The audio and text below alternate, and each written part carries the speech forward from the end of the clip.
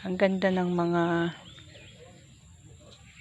bulaklak ng gumamila, mga langga. Oh, tingnan nyo. Oh, ito pa yung isa. Magkaiba kulay nila. Pero iisang puno lang sila, mga langga. Oh, tingnan. Ang ganda, oh. Diba, no? Katakataka, diba?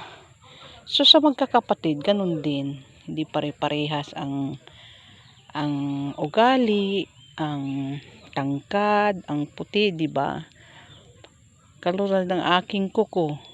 Oh, hindi pantay ang ating daliri.